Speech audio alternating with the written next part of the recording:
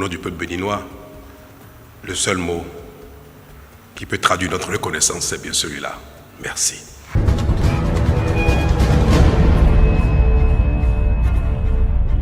Votre programme d'information avec l'UIL, l'Université internationale de Libreville, le fleuron de la formation universitaire en Afrique.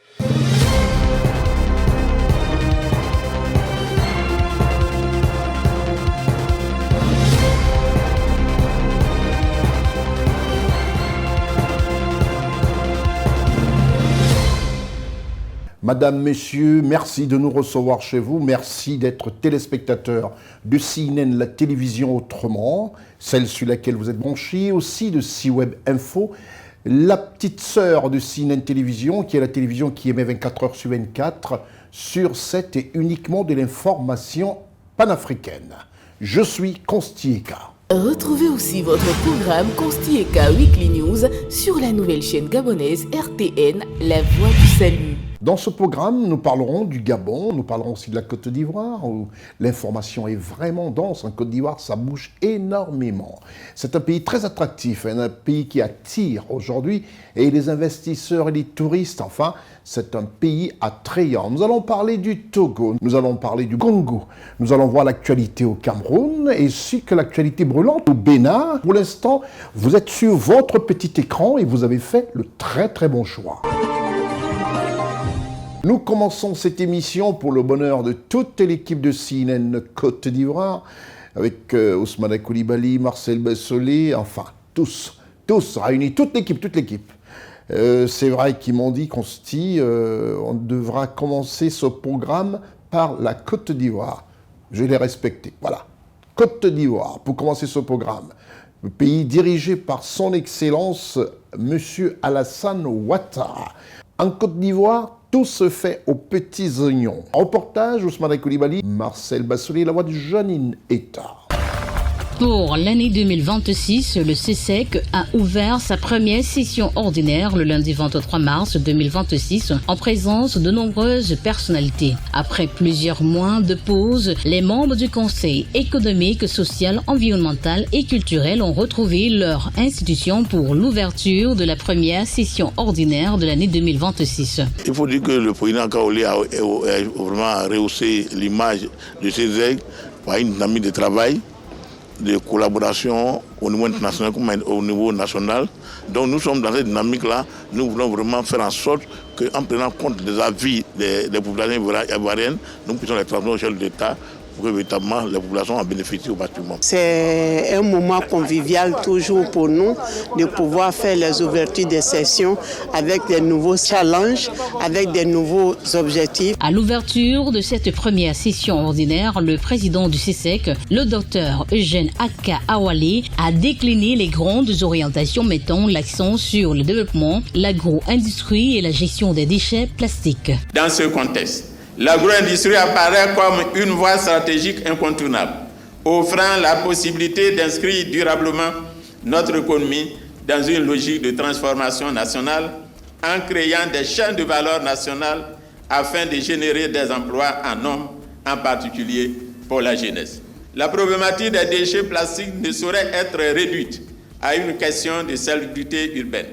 Elle touche à la santé publique, elle touche à la qualité du cadre de vie, elle touche à la protection des écosystèmes et plus largement à notre responsabilité collective face aux enjeux écologiques. Pour cette nouvelle section, l'institution souhaite solidifier son enracinement dans les réalités du terrain. Des visites sont programmées dans diverses institutions publiques et entreprises ainsi que des conférences de haut calibre. Je voudrais exprimer notre gratitude au président de la République pour l'attention constante qu'il porte à notre institution en veillant à la doter d'un organe de gouvernance structuré capable de porter ensemble nos missions. L'ouverture de cette première section au titre de l'année 2026 a vu la participation des présidents des institutions de la République. Je voudrais les féliciter et les encourager au nom du chef de l'État à poursuivre leurs tâches pour faire en sorte, pour contribuer pour leur part à une grande Côte d'Ivoire prospère et solidaire. Et je voudrais donc leur souhaiter bon vent pour la nouvelle session qui démarre. À travers ces axes, le Conseil économique, social, environnemental et culturel souhaite se positionner comme un acteur clé de la prévoyance et de l'assistance pour une Côte d'Ivoire plus durable et florissante.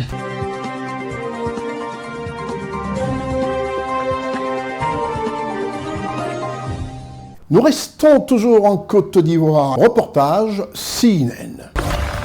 Le vice-premier ministre, ministre de la Défense, M. Ténébi Raïma Ouattara, a donné le coup d'envoi du Salon international des ressources extractives et énergétiques prévu en novembre 2026 au parc des expositions d'Abidjan. Avec des ressources hydrocarbures et des gisements de classe mondiale, la Côte d'Ivoire et l'Afrique recèlent un potentiel immense en matière de ressources extractives et minières. Mais la transformation de ce potentiel appelle des investissements internationaux massifs, des investissements qui font défaut au continent africain. Il s'agit donc pour l'Afrique de créer des conditions pour une industrie extractive et énergétique compétitive. L'actualité internationale, marquée par la crise au Moyen-Orient, voit les infrastructures énergétiques être prises pour cible. En choisissant le thème de la deuxième édition du CIREX, nous voulions souligner le caractère critique des infrastructures dans l'exploitation des ressources minérales et la nécessité pour les pays africains d'y prêter attention et de mutualiser leurs efforts. Cette seconde édition du Salon international des ressources extractives et énergétiques se révèle comme une plateforme de premier plan. Une rencontre intersectorielle visant à regrouper les efforts pour accélérer le développement du continent africain. Le Botswana, invité d'honneur, représente un modèle dans la gouvernance minière, surtout grâce à un cadre réglementaire robuste, des politiques environnementales améliorées et une gestion claire des ressources financières. Cette exposition offre une opportunité de partager la politique minière du Botswana, ses efforts en matière de valorisation locale et de mettre en avant la nécessité d'une collaboration équilibrée et mutuellement bénéfique. Le moment est venu pour l'Afrique de passer à la simple extraction, à la transformation des ressources. Cela nécessite des stratégies claires afin de maximiser les gains économiques pour nos nations. L'objectif de la Côte d'Ivoire est de synchroniser complètement ces secteurs pétro-gaziers avec la dynamique régionale et internationale tout en consolidant les partenariats via des accords bilatéraux et multilatéraux. L'Afrique doit définir son propre chemin. Les ressources minières et pétrolières constituent des leviers stratégiques de croissance des pays africains. Dans un contexte international marqué par des tensions géopolitiques persistantes et la concurrence accrue pour l'accès aux ressources minérales, l'Afrique doit tracer sa voie, ainsi qu'elle le fait, par exemple, dans le domaine des hydrocarbures, avec la création de la Banque africaine de l'énergie. Pour cette seconde édition du CIREC, plus de 6000 visiteurs sont attendus, des panels de haut niveau et une mobilisation accrue des investissements. Lors de la première édition, les projets d'investissement étaient estimés à plus de 4000 milliards de francs CFA.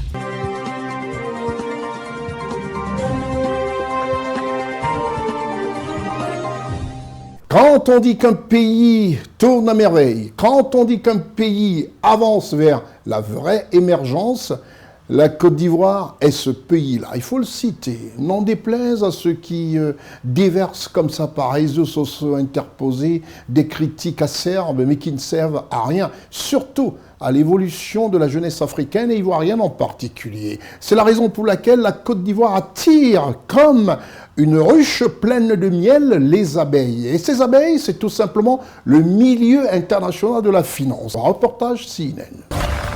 C'est au pas de course que le vice-président de la République de Côte d'Ivoire, M. Temeko Mele-Kone, a débuté cette journée du mardi 24 mars 2026 en accordant des audiences à la ministre des Minéraux et des Énergies de Botswana, Madame Bogolo Jos Kiniwando, et une délégation de la Société financière internationale conduite par son directeur général, M. Maktar Diop. Le Botswana, qui se positionne comme la première puissance minière en Afrique, et le pays sera mis à l'honneur lors du Salon international des ressources extractives et énergétiques d'Abidjan en novembre 2026. Cette rencontre illustre une collaboration renforcée entre deux économies qui pavent la voie à des partenariats dans des domaines stratégiques de l'énergie et des minéraux essentiels au développement durable de l'Afrique. L'objectif, c'était de démontrer que nous avons accepté d'être le pays à l'honneur au CIREX qui aura lieu en novembre. Et c'est pourquoi nous sommes venus pour le lancement de ce grand événement. Comme vous le savez, il y a beaucoup d'aspects techniques qui vont avec ce genre d'activité. Et l'objectif vraiment, c'est de conclure un accord pour que les deux pays puissent partager les expériences, pour que la Côte d'Ivoire puisse bénéficier de l'expérience du Botswana et vice-versa. Je voudrais remercier Son Excellence, Monsieur le Président de la République, le Président Alassane Ouattara et le Vice-Président de la République pour les instructions qu'ils ont données pour que vraiment les choses puissent avancer. Et nous aussi, à notre niveau, nous avons reçu les mêmes instructions de la part de Monsieur le Président de la République et le Vice-Président pour que, au moment du CIREX, nous puissions vraiment donner le point des activités que nous avons faites avec des actions concrètes et des résultats tangibles. En raison de son important potentiel, la Côte d'Ivoire prévoit de faire des ressources extractives et énergétiques un élément central de son développement économique. Dans ce contexte de transformation structurelle, le vice-président de la République de Côte d'Ivoire, M. Tim Komele Kone, a également reçu aux alentours de 14h50 une délégation de la Société financière internationale conduite par son directeur général, M. Mata Diop, en présence du ministre du Plan et du Développement, M. Souleymane Diarasouba. Les échanges entre les deux personnalités ont porté sur les opportunités de financement et d'investissement en Côte d'Ivoire en mettant l'accent sur les projets essentiels visant à favoriser la croissance et l'inclusion sociale.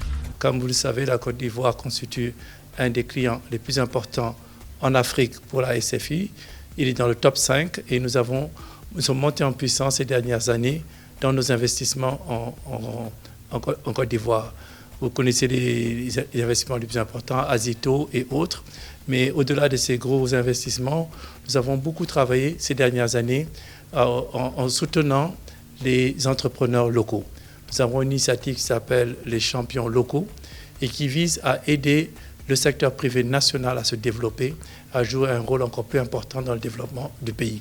Donc nous avons discuté d'un certain nombre d'initiatives liées à cela.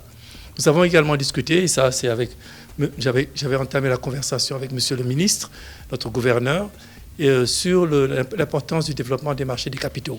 Nous savons que pour mobiliser l'épargne dans nos pays, il ne s'agit pas simplement de faire appel à l'épargne publique à travers le gouvernement, mais essayer d'avoir des instruments qui permettent de mobiliser l'épargne domestique pour investir dans les sociétés. On sait que la BRVM a fait des progrès, mais aujourd'hui, la capitalisation de la BRVM pourrait être multipliée par des facteurs importants. Donc nous allons travailler ensemble à ce que la BRVM devienne un instrument important pour la mobilisation des ressources. Nous allons travailler pour la mise en place d'instruments nouveaux pour le développement des marchés des capitaux. La Société financière internationale est une branche du groupe de la Banque mondiale axée sur le secteur privé. Elle a confirmé son intérêt pour le marché ivoirien ainsi que sa volonté de soutenir les réformes et les projets structurants en Côte d'Ivoire. Pour une intervention rapide et efficace, la mise en place du futur groupe consultatif a été révélée. Il organisera la mobilisation des ressources des secteurs publics et privés pour le plan national de développement 2026-2030 visant à améliorer et transformer l'économie, à renforcer le capital humain tout en favorisant un développement inclusif, durable avec une croissance qui se projette à 7,2%. CNN Télévision était présent au palais de la présidence de la République de Côte d'Ivoire au plateau à Abidjan.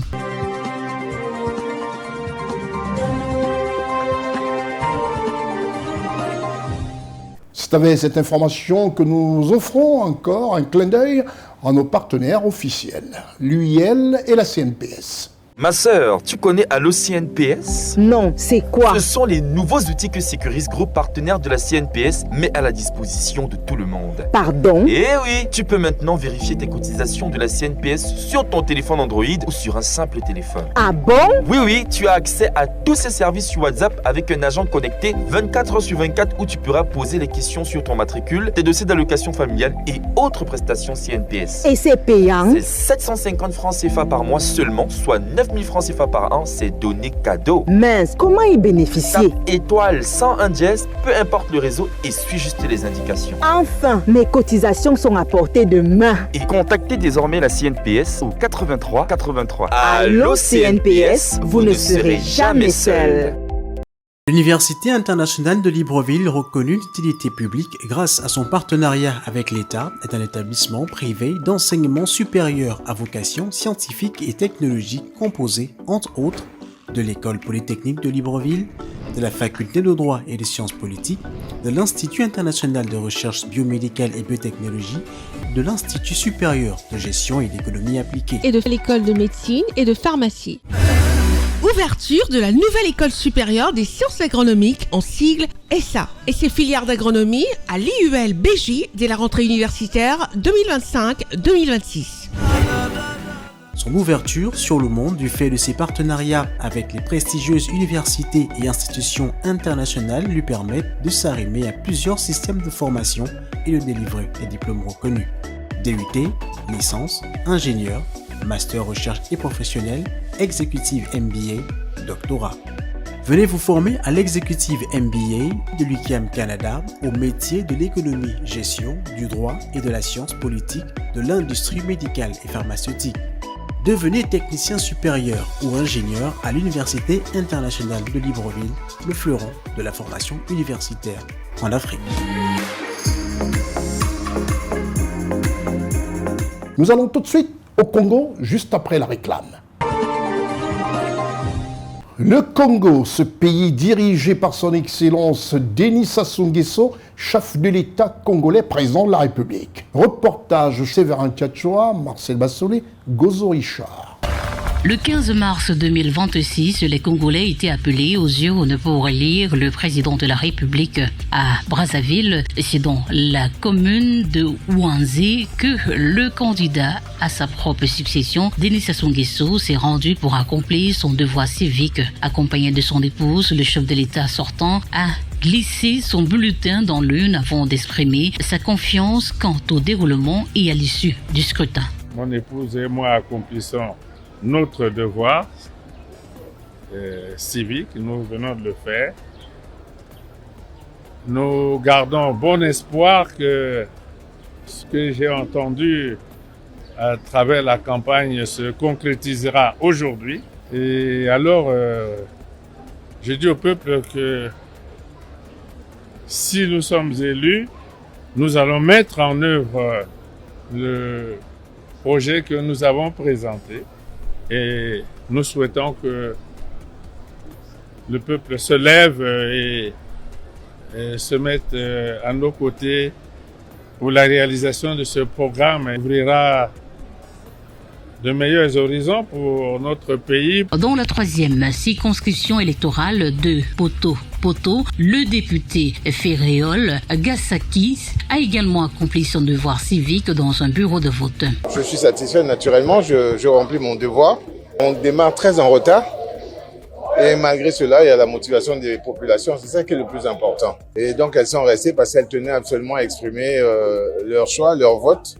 On devinera très facilement vers qui ce choix a porté. Après avoir voté, une électrice s'est aussi exprimée à la sortie du bureau de vote, appelant les citoyens à participer massivement à ce rendez-vous électoral. Je viens voter pour mon président. Ça s'est très bien passé.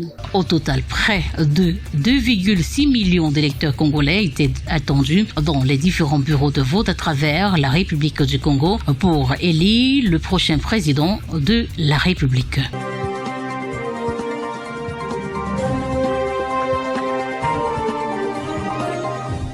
Toujours au Congo, à l'affût de l'information, notre correspondant de cette partie de l'Afrique nous donne des informations qui permettent comme ça à toutes les populations de savoir exactement ce qui se fait. Et surtout de l'information vraie. Pas de fake news et pas de deepfake. Reportage d'Esta pour CNN.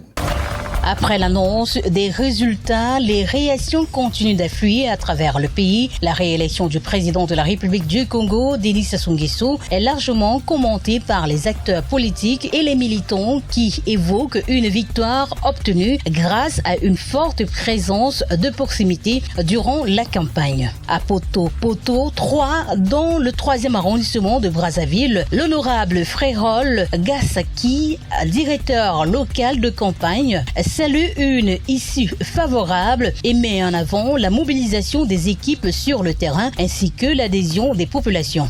D'abord, ça a été une très belle campagne. Elle a été très bien orchestrée. C'est un peu la première fois qu'on voit un peu responsabiliser autant de cadres. Moi, j'ai failli dire du parti. Mais c'est vrai que ça avait été très bien décentralisé. On a eu des délégations un peu au niveau de toutes les circonscriptions et au niveau de la direction nationale de campagne. C'était très bien orchestré. De telle sorte que nous, au niveau de Poto, nous avons 3 circonscriptions. Nous avons mis l'accent sur l'unité, l'action commune, le rassemblement, parce qu'il fallait montrer cette image d'un peuple uni à travers Poto. Je me plais maintenant à parler justement du peuple de Poto, parce que Poto, c'est la ville par excellence cosmopolite. Et c'est vrai que dans cette diversité-là, il y a une certaine unité. Et donc, on a réussi à redéployer cette force motrice qui est Poto. À Makelekele de Madame Princesse Mwangassa, directrice locale de campagne, se félicite de l'engagement des électeurs et de la confiance renouvelée envers le candidat, traduisant selon elle une dynamique positive. J'ai utilisé toute ma force et mon énergie pour battre campagne pour le bâtisseur infatigable auprès des habitants de Makelekele 2 qui étaient indécis et aujourd'hui ils ont choisi le choix de la raison. Nous avons fait du porte-à-porte. La preuve, je n'ai plus de voix, je n'ai plus de force parce que sous le soleil, sous les montagnes, sous les descentes, nous sommes allés, nous leur avons fait comprendre le pourquoi et les raisons pour lesquelles ils devraient voter Denis Sassou Nguesso. Et la preuve chez nous, nous avons été les premiers à Makelekele 2 d'avoir obtenu un score de 95%, que notre candidat Denis Sassou Nguesso a été choisi et voté dans la circonscription de Makelekele. Du côté des militants du Parti congolais du travail en abrégé PCT, l'heure est à la satisfaction. Ils estiment que ce résultat récompense les efforts consentis tout au long du processus électoral et réaffirme leur engagement pour les échéances à venir. C'est une victoire immense déjà. Vous avez vu la démonstration de force sur le terrain du Parti congolais et de la majorité potentielle. Je pense que c'est une fierté pour nous d'avoir triomphé, parce que c'est une victoire chèrement acquise, mais qui n'a pas été facile aussi. C'est vrai, vous avez vu sur le terrain, il y avait pas mal de candidats aussi potentiels, mais face aux très grands camarades, c'est juste une joie immense pour nous, membres du Parti congolais du travail. Une victoire qui confirme l'assise politique du président Denis Sassou Nguesso et ouvre de nouvelles perspectives dans un contexte où les attentes des citoyens restent fortes en matière de progrès social et de gouvernance.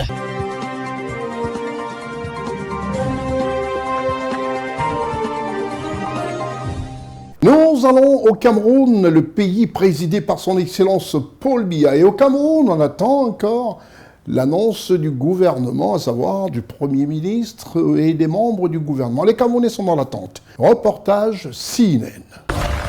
Observer aujourd'hui, protéger demain, c'est le thème de la 66e édition de la météorologie mondiale dont les activités ont été organisées par la délégation régionale du transport du littoral du 21 au 23 mars 2026. Le point d'orgue de cette célébration aura été la tenue d'une table ronde dans l'une des salles de conférence du Centre climatologie d'Afrique centrale, en abrégé CAPCAC, basé à Douala au Cameroun. Table ronde que modérait M. Serge Onana Pélé, chef service régional de la météorologie du littoral, en présence de Madame Gatounou Rose, déléguée régionale des transports du littoral, des délégués départementaux, des experts en météorologie, des représentants des collectivités territoriales décentralisées et bien d'autres invités. Les différents exposés qui se sont succédés ont permis d'apprécier les potentialités et les grands efforts dont le Cameroun a su faire montrer dans la mise en norme de ses infrastructures météorologiques et dans la modernisation de son réseau d'observation. Sous la houlette du ministre des Transports, M. Jean-Ernest Massénangale-Libert, dispose d'un réseau d'observation d'à peu près une cinquantaine de stations de surface en dehors des stations d'aérodrome dans le réseau ASECNA.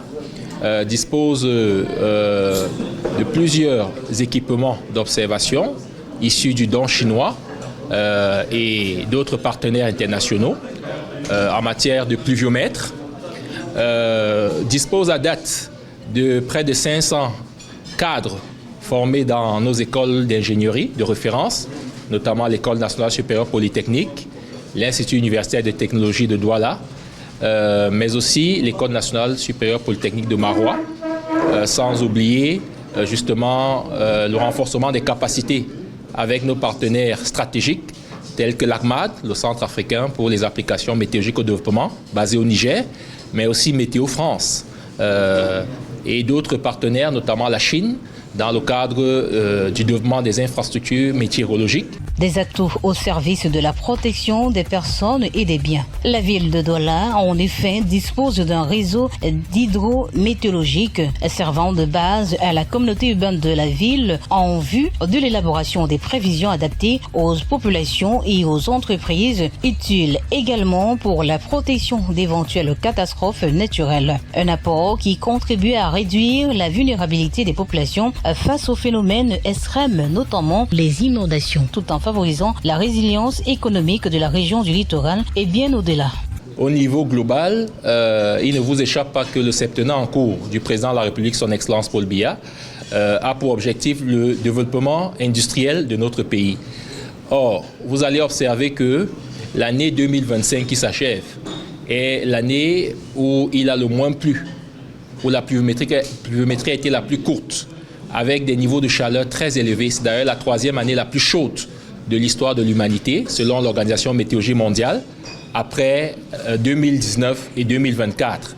Cette situation compromet l'approvisionnement de nos barrages hydroélectriques en eau et peut donc créer ou creuser le déficit énergétique et empêcher à notre État, si les prévisions pluviométriques en rapport avec ce secteur d'activité ne sont pas bien maîtrisées, il y a risque que nous ne décollions pas, parce qu'il n'y a pas de développement industriel sans énergie. Des aléas climatiques qui, à terme, imposent à la résilience et au changement de paradigme, même dans le domaine de l'architecture. La matérialisation du changement climatique, c'est-à-dire qu'on observe qu'au fur et à mesure que le temps passe, les pluies se raréfient et les températures augmentent. Vous savez qu'à une certaine époque, dans nos maisons, il y a 30 ans, 25-30 ans, et plus, on prévoyait des cheminées pour se réchauffer parce que les températures étaient en baisse, étaient froides. Mais aujourd'hui, vous ne pouvez pas concevoir une maison moderne sans un climatiseur. C'est l'illustration parfaite qu'on a inversé la tendance. Aujourd'hui, les températures sont très élevées et imposent donc, n'est-ce pas, également dans le secteur de l'architecture, un paradigme nouveau, c'est-à-dire qu'adapter nos villes, non plus seulement à la construction par le ciment, parce qu'on observe que dans les villes chaudes, cette construction n'aide pas les populations. Aujourd'hui, les villes côtières, celles que nous observons dans le monde, qui sont des villes de référence, bâtissent plutôt à travers du bois.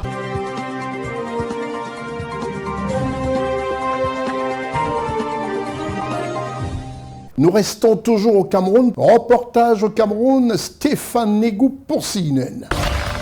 Son nom est Aboubakary Abdoulaye. Il est le président fraîchement élu du Sénat camerounais. C'est avec lui que la Chambre haute du Parlement camerounais a entamé un nouveau chapitre de son histoire le mardi 17 mars 2026 à Yaoundé, capitale du Cameroun. Né le 21 décembre 1961 dans la région du nord du Cameroun, le nouveau président du Sénat remplace Marcel Niat Difendi après une présidence de 13 ans. Le président du Sénat camerounais est par ailleurs le lamido de Ribouba et respecté en tant que chef traditionnel. Sa personnalité dépasse le cadre politique. Il incarne autant l'autorité coutumière que l'expérience en matière d'administration.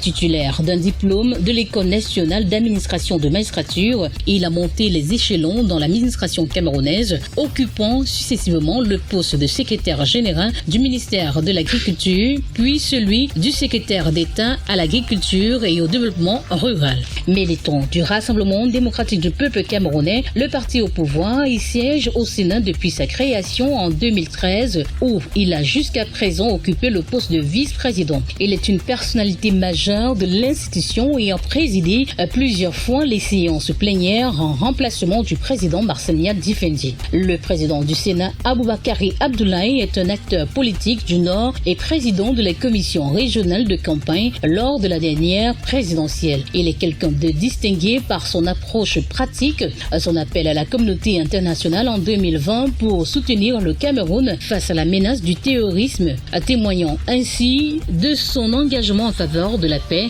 illustre sa position pour les crises de sécurité, même à 64 ans, passé son mandat à la croisée de la tradition et de la modernité sera minutieusement sculpté par les acteurs politiques et les collectivités locales centralisées, cherchant une oreille attentive pour fortifier les institutions et optimiser le cadre de vie des populations.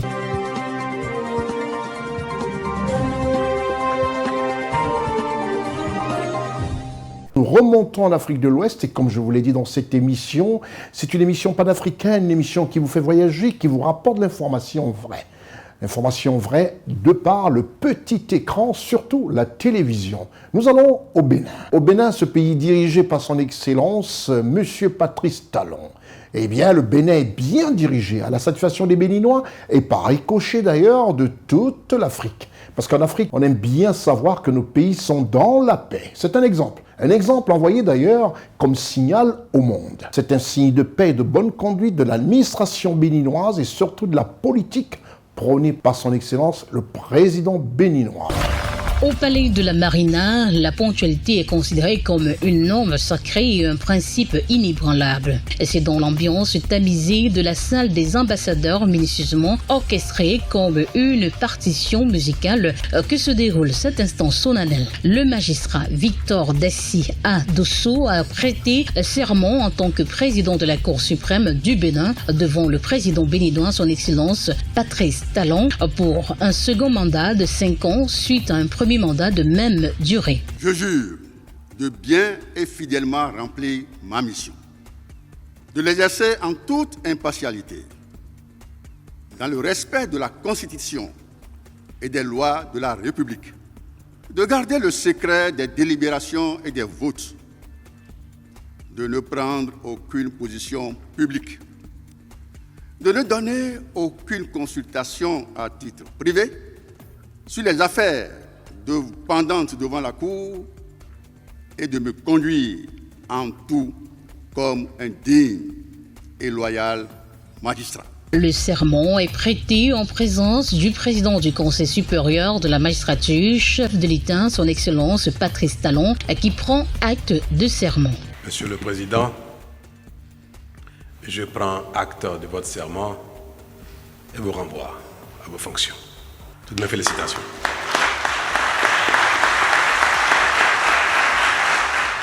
Je vais juste me permettre de vous adresser un mot. Pas une phrase, juste un mot pour traduire le sentiment profond que j'éprouve à votre égard. Parce que j'ai été 5 années durant témoin de votre engagement, de votre dévouement au service de notre cause commune. Et ce seul mot est le mot le plus courant que nous utilisons dans notre quotidien. Merci, Monsieur le Président. Je vous dis merci parce que votre charge ne s'exerce pas avec aisance et confort. Et j'ai noté et constaté, au-delà de la confiance que je vous ai exprimée en vous nommant il y a 5 ans, j'ai noté bien au-delà vos capacités d'abnégation, d'effort, de renoncement. Et au nom du peuple béninois, le seul mot qui peut traduire notre reconnaissance, c'est bien celui-là. Merci.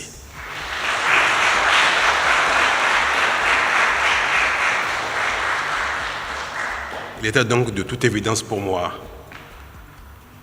de vous renouveler la confiance de la République pour un second mandat. Et si je m'évertue à vous adresser un message d'exhortation, ce serait plutôt injurieux à votre égard.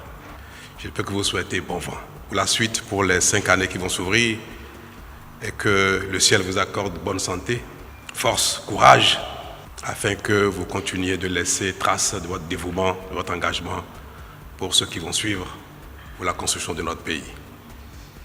Vous avez toute mon admiration, Monsieur le Président. Encore merci.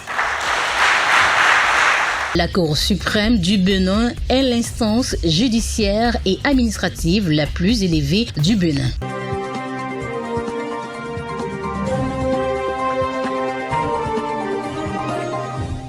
Direction le Gabon. Le Gabon, ce très beau pays où il fait beau vivre, avec ses forêts, avec tout ce que le Gabon regorge comme potentiel à visiter de manière touristique et autres. Reportage CNN. Au-delà d'un simple rituel protocolaire, cette séquence représente un moment authentique de vérité politique et permet à ces politiciens de saisir concrètement la réalité des investissements publics engagés tout en évaluant leur cohérence avec les ambitions de transformation structurelle du Gabon. Nous apprécions donc l'invitation qui nous a été faite de visiter cela avant tout le monde, avant l'inauguration. Nous constatons le travail énorme qui a été fait et c'est sans commentaire. Il faut être honnête pour dire que c'est un travail titanesque qui a été fait. Rien à voir avec ce qui était là avant. À la Cité de la démocratie, les visiteurs ont eu l'occasion de découvrir un complexe dédié aux événements institutionnels. J'ai participé à la conférence nationale en 90 dans l'ancienne salle et dans l'ancien décor. Et là, c'est tout autre chose et c'est vraiment extraordinaire. Un investissement classé parmi les plus remarquables du continent africain et reflète une vision claire axée sur le dialogue, la concertation et le rayonnement diplomatique. C'est un énorme projet, c'est un très grand projet qui n'est plus que projet, qui est aujourd'hui réalisation. Et on espère que nous saurons être naturellement conscients de la valeur de l'investissement, de la nécessité de préserver cet investissement dans le temps. Donc j'encourage les pouvoirs publics, les autorités à prendre toute la mesure de la nécessité d'un véritable entretien de ce joyau. Les responsables politiques présents ont donc eu l'occasion d'apprécier l'importance stratégique d'un tel investissement, tant sur le plan institutionnel que sur celui de l'image du Gabon à l'échelle internationale. Je suis très content de ce que je vois. J'ose espérer que la fin des travaux est pour beaucoup, pour que tous les Gabonais, pas seulement les personnalités, viennent voir ce travail qui a été fait. Un travail qui n'a jamais, à mon sens, été réalisé au Gabon. Et qu'il y a des choses que nous voyons aussi, on ne les trouve qu'ailleurs. Et donc, félicitations aux grands bâtisseurs. Cette immersion a permis de transcender les attitudes et les discours afin de mettre en adéquation les perceptions avec la réalité concrète des réalisations. Je connais la Cité de la démocratie, j'y ai participé à certaines conférences. Ça a toujours été un bel espace, mais là c'est un relooking qui est à féliciter, c'est très bien. En ouvrant ses sites à toutes les sensibilités politiques, le président gabonais, son Excellence Brice Clotaire Oligui Nguema, réaffirmant son engagement envers le principe de la transparence, de dialogue et de responsabilité partagée dans la gestion de l'action publique gabonaise. C'est des grandes réalisations modernes, mais ce sont des trucs à protéger. Donc c'est bien d'avoir ces genres de réalisations, mais il faut savoir les entretenir, faire en sorte que ça continue à faire la merveille du pays. La cité émeraude, ici, les leaders politiques ont été amenés en ces lieux présentés comme le nouveau centre administratif et stratégique de la capitale gabonaise. Considéré comme une réponse au défi de la modernisation de l'administration publique, la cité émeraude se caractérise par une architecture moderne. Pour les visiteurs, cette immersion a offert l'occasion de comprendre toute l'ampleur de ce projet fondamental destiné à devenir un instrument clé de modernisation institutionnelle et d'animation de la capitale.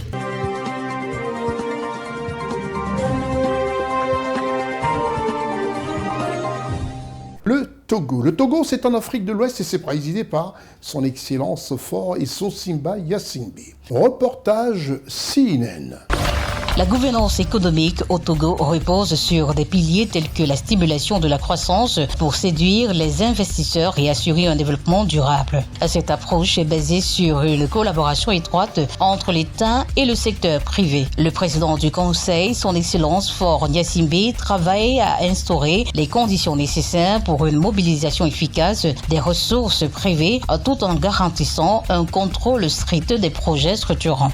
Cette perspective engage le Togo sur un chemin moderne et pragmatique, renforçant en même temps son statut de hub logistique régional. L'année 2025 a été un tournant décisif dans la consolidation du cadre institutionnel et juridique des partenariats publics-privés. Afin de renforcer la crédibilité, la transparence et l'efficacité des partenaires publics-privés, le gouvernement a lancé une réforme en profondeur des systèmes de contractualisation et de suivi. L'implémentation d'une taxe normalisée de 0,2% du chiffre d'affaires annuel ciblant les détenteurs de contrats PPP visant à structurer et professionnaliser la commande publique témoigne de cette aspiration à la nationalisation. Cette réforme favorise une répartition plus équilibrée des risques entre les partenaires tout en fournissant aux investisseurs une clarté juridique renforcée. Ainsi, le pays bénéficie d'un environnement commercial plus clair, plus sûr et nettement plus attrayant. Cette approche se base sur l'importance désormais centrale du secteur privé dans l'économie nationale où il apporte une contribution notable au PIB et à la génération d'emplois. Le partenariat public-privé a déjà démontré son efficacité dans les domaines prioritaires, à l'instar de l'énergie issue de la construction de grandes centrales solaires, notamment celle de Sokodé. Cette dynamique a également inclus les infrastructures logistiques et portuaires où des partenariats publics-privés novateurs ont amélioré la compétitivité du port de Lomé tout en consolidant le statut régional du Togo en tant que hub logistique.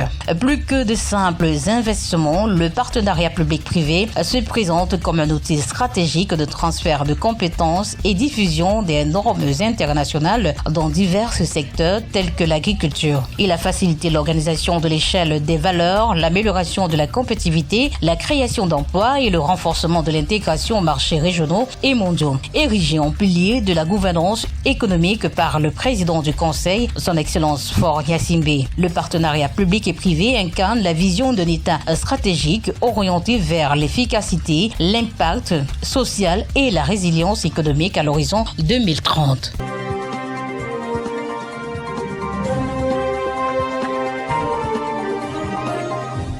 C'est terminé pour cette émission Constieka Weekly News.